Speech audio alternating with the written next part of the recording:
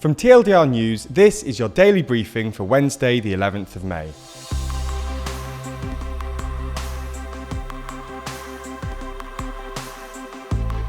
Good afternoon.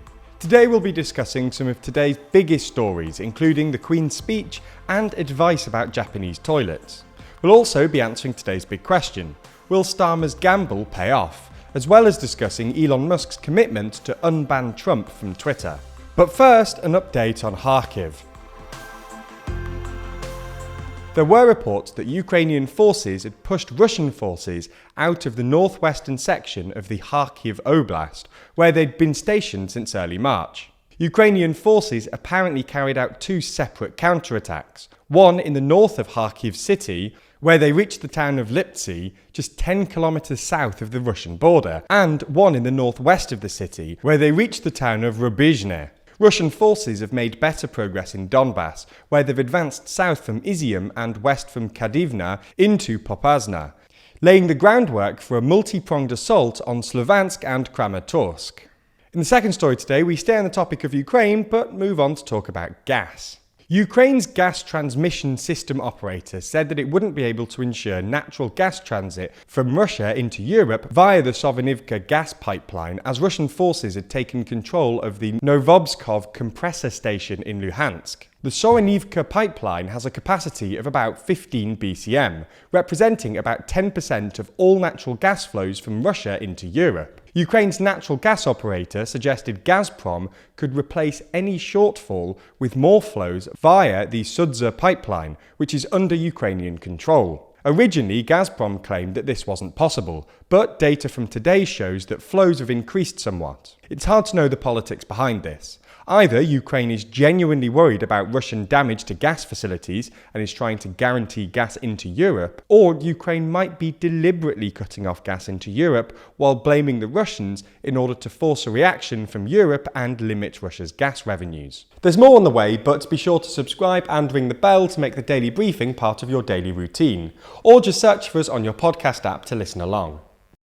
Most people, quite reasonably, expect that the Queen will be present at the Queen's speech. But this week, for the first time since 1963, this was not the case. Due to ongoing mobility issues, the Queen opted to allow Prince Charles to read the speech on her behalf. This is the first time he has been given such responsibilities. In the speech itself, which is in fact written by the government, Charles said that the government will level up opportunities in all parts of the country, reform the Mental Health Act, enact a bill that allows Britain to revoke EU laws more easily, and introduce a conversion therapy ban, among other things. Some, however, have criticised the speech for being relatively light on new policies. Keir Starmer, the leader of the opposition, referred to it as bereft of ideas or purpose, without a guiding principle or a roadmap for its delivery.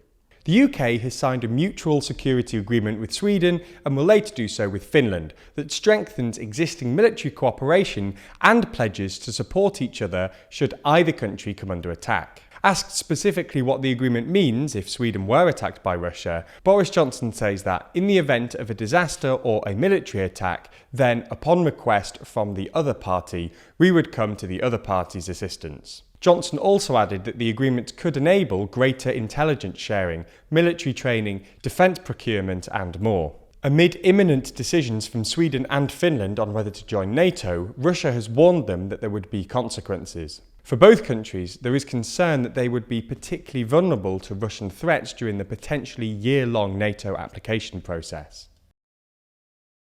And in the last story today, we move to Japan. As we all know, the war in Ukraine has heavily contributed to a surge in energy prices. Around the world, countries have been seeking ways to diversify their supply and reduce their demand. Tokyo has made an appeal to the 13 million people living in its metropolitan area to take a number of small measures to reduce their consumption of energy, including turning off the heating function on their toilet seats. Other recommended measures include watching 1 hour less of television per day, switching off the keep warm function on rice cookers, and limiting air conditioning at around 28 degrees Celsius. Tokyo officials are also encouraging more controversial approaches like upgrading solar power generation, better insulated windows, and energy-saving devices, while also pushing for the restart of retired power plants.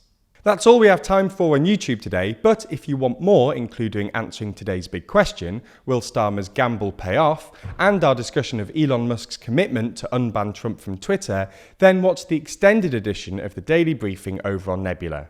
Nebula subscribers not only get everything you've already watched ad-free, but also an extended edition of the show every single day, available to watch on Nebula or stream on your podcast app of choice.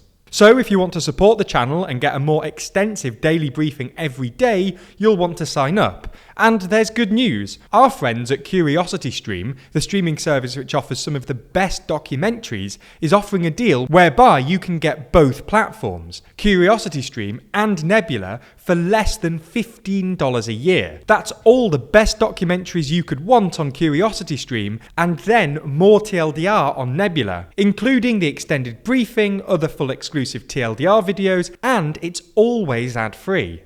Click the link below to get both services for less than $15 a year and support the channel.